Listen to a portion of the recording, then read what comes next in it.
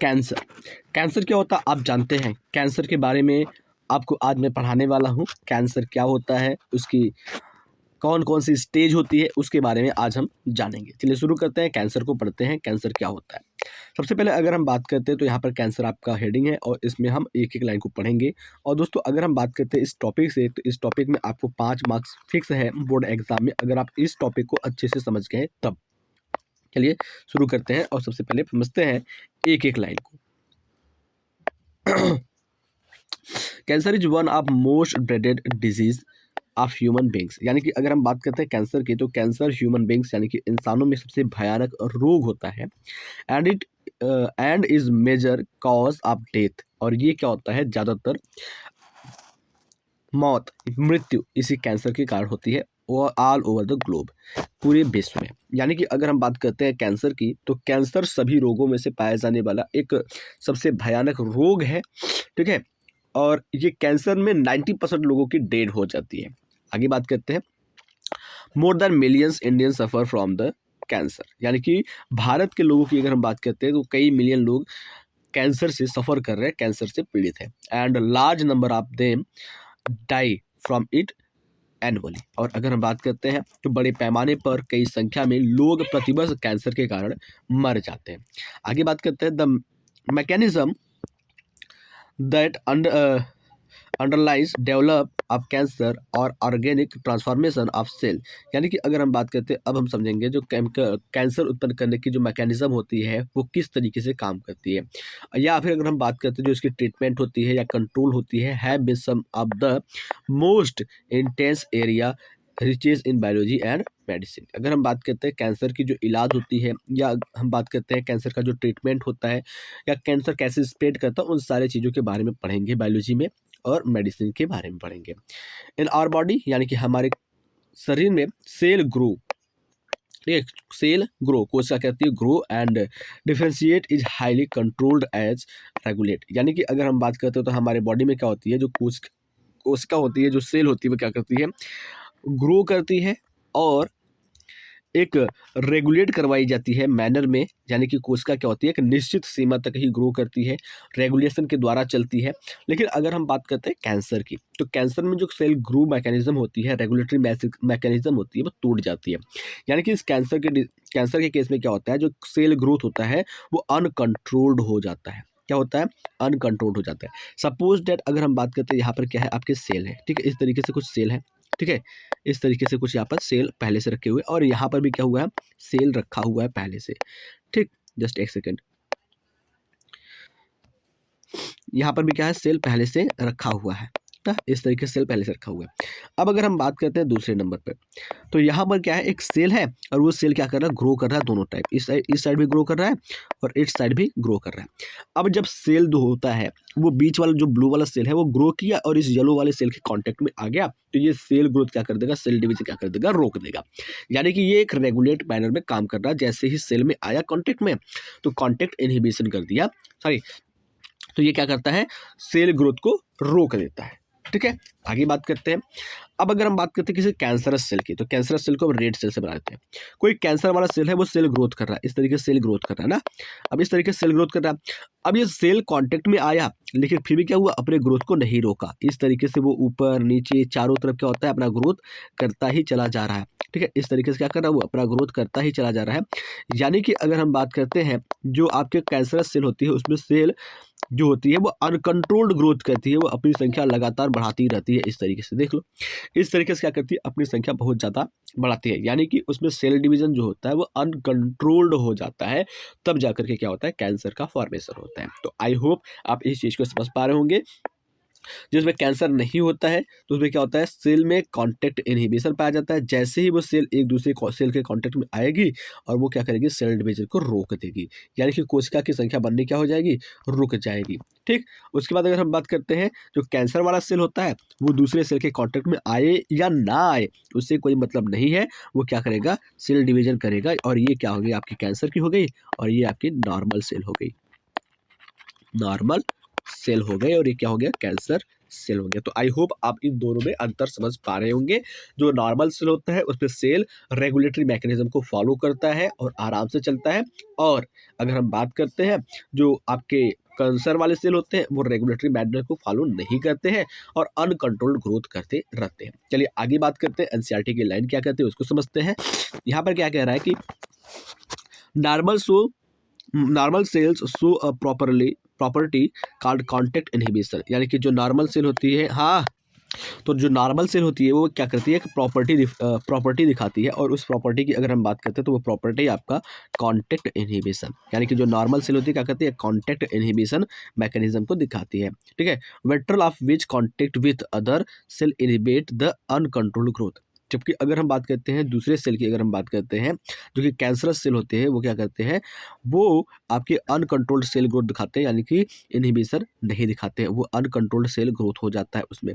Cancer cell appear, ठीक है, जो कैंसर सेल होते हैं वो क्या करते हैं, जस्ट एक second, cancer cell appear to have this lost this property, यानी कि अगर हम बात करते हैं जो कैंसर सेल होते हैं उसमें कॉन्टैक्ट इनहिबिलिटी नहीं दिखाई देता। और आगे बात करते हैं, as a result of this cancerous cell just continue, ठीक है, और इसका परिणाम क्या होता है, जो कैंसरस सेल होते हैं वो क्या करते हैं, कंटिन्यू क्या करते हैं, डिवीजन करना शुरू कर देते हैं।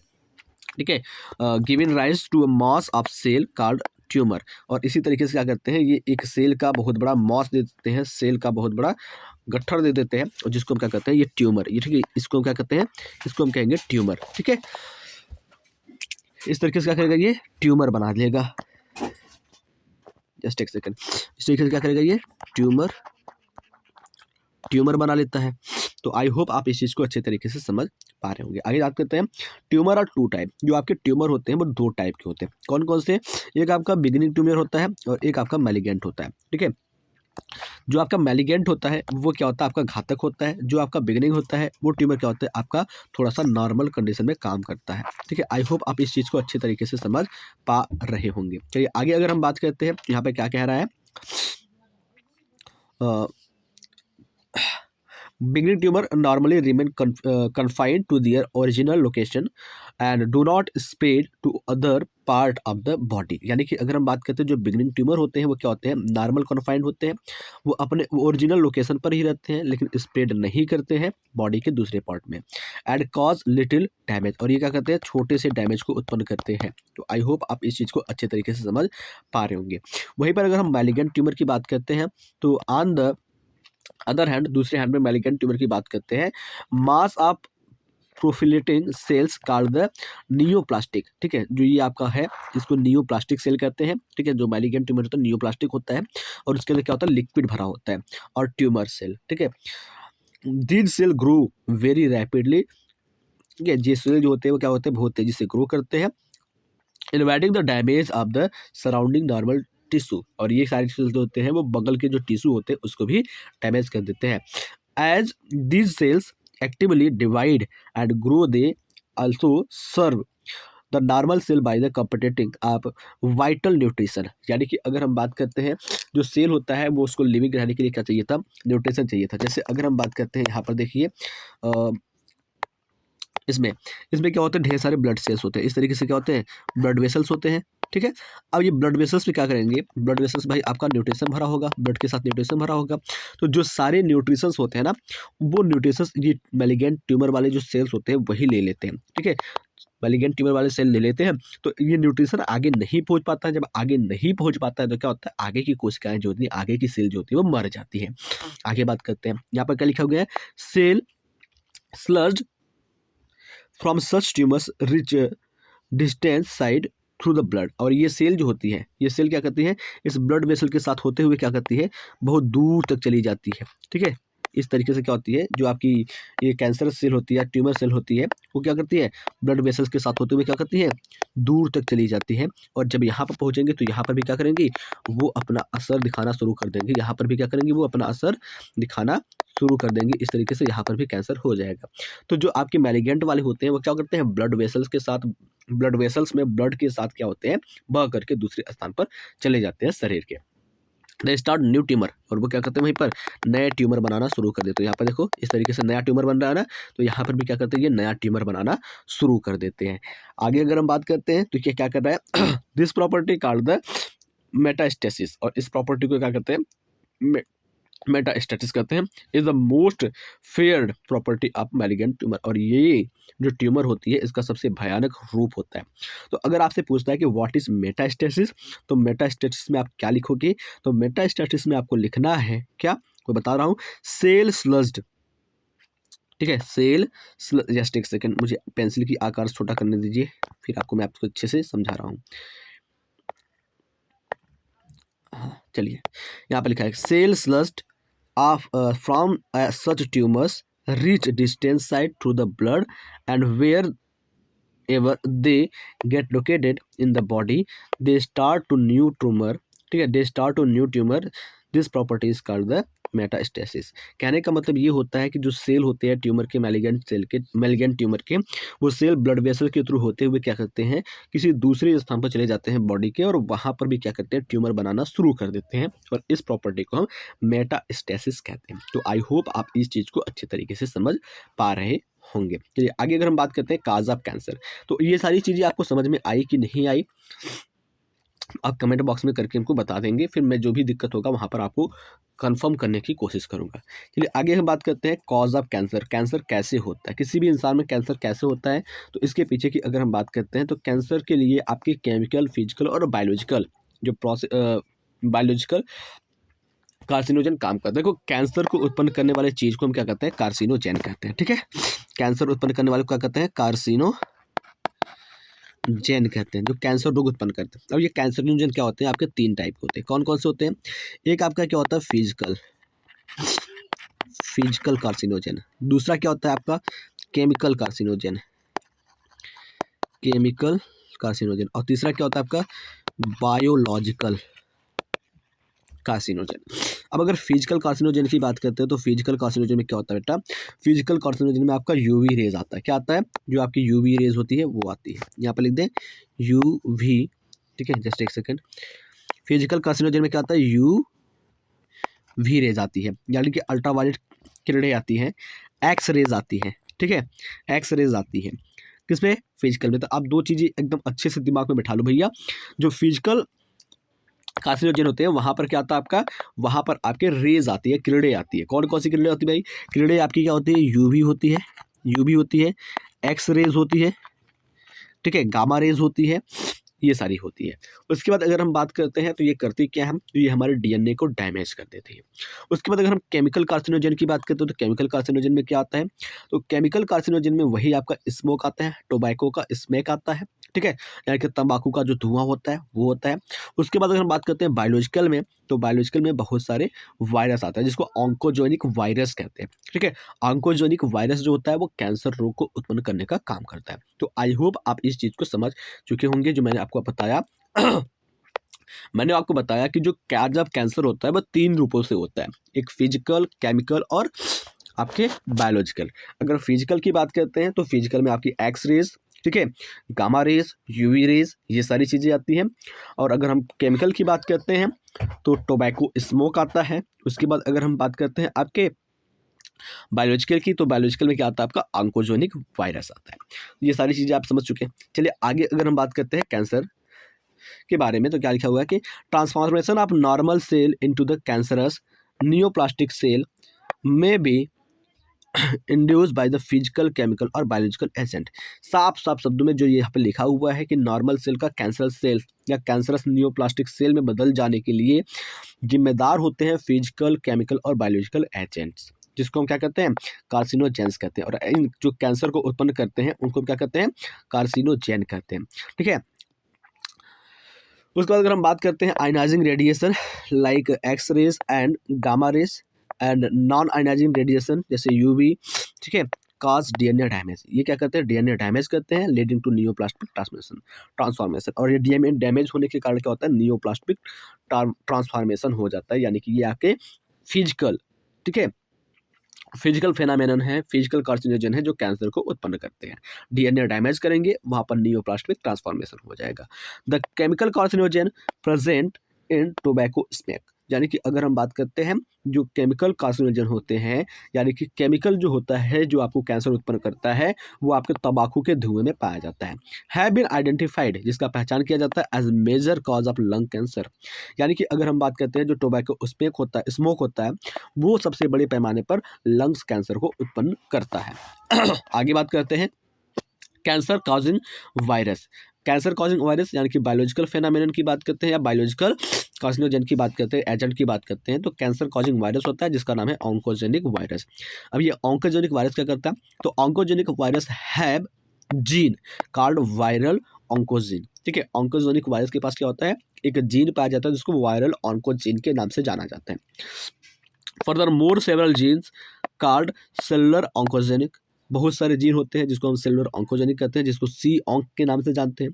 प्रोटो ऑन्कोजेन, ठीक है, प्रोटो ऑन्कोजेन होते हैं जो पहले सी ऑन्क, जो सेलुलर ऑन्कोजेन होते हैं इसको सी ऑन्क या प्रोटो ऑन्कोजेन के नाम से जानते हैं। Have been identified in normal cell, जो कि नॉर्मल सेल में पाए जाते हैं, which one actually under certain condition could lead to the oncogenic transformation of virus, sorry of the cell. यानी कहने का मतलब ये है बेटा, कहने का मतलब हम आपको दिखा रहे हैं, देखिए यहाँ पर थोड़ा सा पेंसिल ले लिया मैंने यहाँ पर।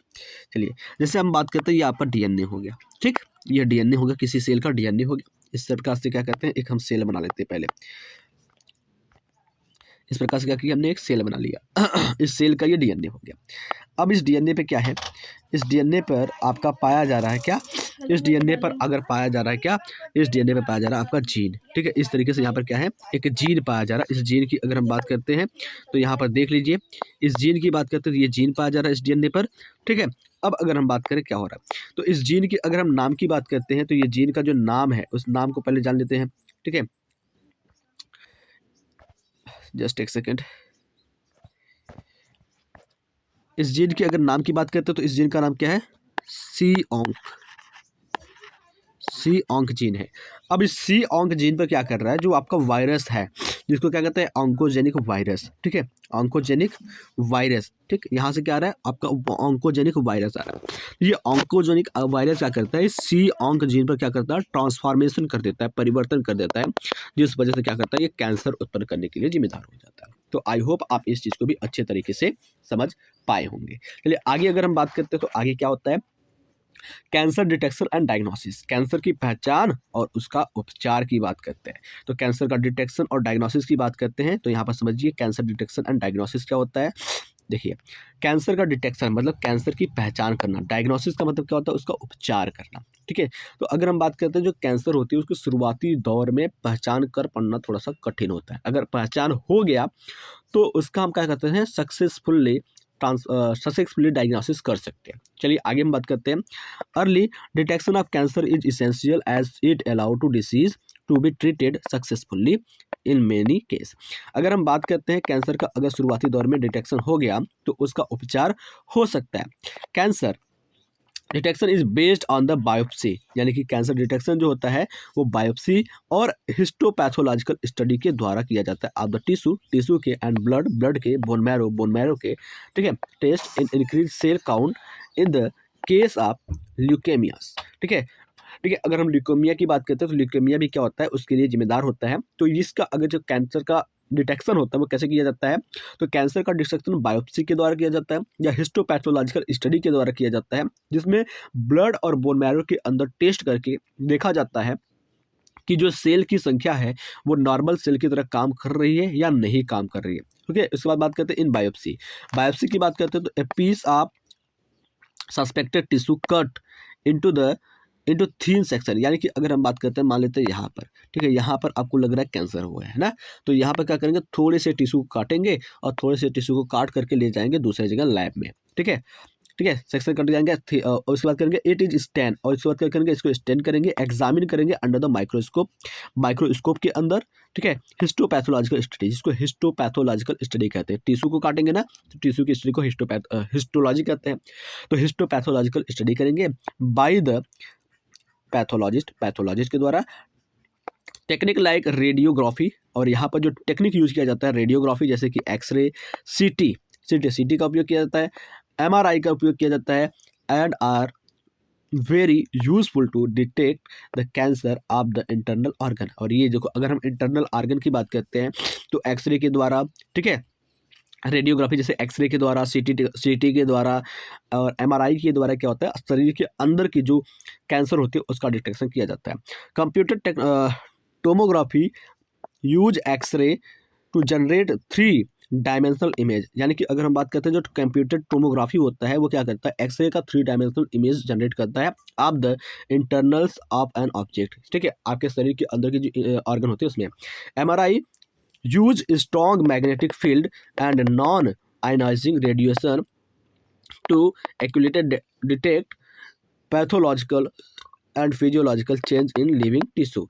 ये क्या करते हैं, फिजियोलॉजिकल और पैथोलॉजिकल चेंज करते हैं लिविंग टिश्यू के अंदर। एंटीबॉडी अगेंस्ट, यानी कि जो एंटीबॉडीज होती हैं वो क्या करते हैं, अगेंस्ट कैंसर सफिक्स, ठीक है, cancer specific antigen are also used for detection to certain cancer. यानी कि अगर हम बात करते हैं जो एंटीजेंस होते हैं, एंटीबॉडी होते हैं, वो अलग बहुत सारे कैंसर के लिए क्या करते हैं, उसके डिटेक्शन में काम करते हैं। जैसे अगर हम बात करते हैं techniques of molecular biology can be applied to detect the gene in individual with inherited susceptibility to the certain cancer. यानी कि अगर हम बात करते हैं तो यहाँ पर क्या कर सकते हैं, हम यूज कर सकते हैं मॉलिक्यूलर बायोलॉजी का टेक्निक, ठीक है, सस्पेक्टेड जीन के अंदर कैंसर का डिटेक्शन करने के लिए, कैंसर की पहचान करने के लिए। आइडेंटिफिकेशन ऑफ सच जीन्स, अगर हम बात करते हैं बहुत इस प्रकार से जीन का जो आइडेंटिफिकेशन होता है, which predisposed and individual to certain cancer, और ये क्या करते हैं, अलग अलग कैंसर की पहचान करने में मदद करते हैं। मे बी वेरी हेल्पफुल, जो कि बहुत हेल्पफुल होते हैं in prevention of cancer, cancer के प्रिवेंशन में। सच इंडिविजुअल्स, ऐसे individuals may be advised to avoid the exposure to particle carcinogens to have they susceptibility, जैसे तंबाकू की बात करते हैं, ठीक है, तो इन सभी चीज़ों से दूर रहने से हम क्या कर सकते हैं, बच सकते हैं। अब अगर हम बात करते हैं ट्रीटमेंट ऑफ कैंसर, कैंसर के उपचार की बात करते हैं, कैंसर का उपचार कैसे हो सकता है, तो यहाँ पर इसको देखते हैं। चलिए, the common approaches of treatment of for treatment of cancer is surgery. अगर हम बात करते हैं जो कैंसर की उपचार होती है वो कॉमन सबसे चीज़ होती है surgery, radiation therapy and immunotherapy, ठीक है। सबसे पहले अगर हम बात करते हैं कैंसर से आपको बचना है तो सर्जरी या रेडिएशन थेरेपी या इम्यूनोथेरेपी करवाना होता है। इन रेडियोथेरेपी की बात करते हैं, ठीक है, रेडियोथेरेपी की बात करते हैं, ट्यूमर सेल आर इरिडेटेड लिथली। यानी कि अगर हम बात करते हैं ट्यूमर सेल को बहुत ही ज़्यादा इरिडाइड किया जाता है। Taking proper care of normal tissue, एक दूसरे कोशिका की, दूसरे टिश्यू की अच्छी तरीके से केयर करते हुए, सराउंडिंग ऑफ ट्यूमर मॉस, जो कि ट्यूमर मॉस के चारों तरफ होते हैं। सेवरल कीमोथेरेपेटिक ड्रग, बहुत सारे कीमोथेरेपेटिक ड्रग जो होते हैं यूज किए जाते हैं to kill the cancerous cell, cancerous cell को मारने के लिए। Some of these specific for particular tumour, जो सारे के सारे क्या होते हैं, अपने अपने विशेष ट्यूमर के लिए जिम्मेदार होते हैं। Majority of drug have side effect, बहुत सारे दवाओं को क्या होता है, साइड इफेक्ट होता है, जैसे हेयर लॉस, ठीक है, बाल झड़ने लगता है, एनीमिया हो जाता है। Most cancer are treated by the combination of surgery and radiotherapy. बहुत सारे जो कैंसर होते हैं उनको ठीक किया जाता है सर्जरी के द्वारा और रेडियोथेरेपी और कीमोथेरेपी के द्वारा, ये तीनों चीज़ों को मिला करके।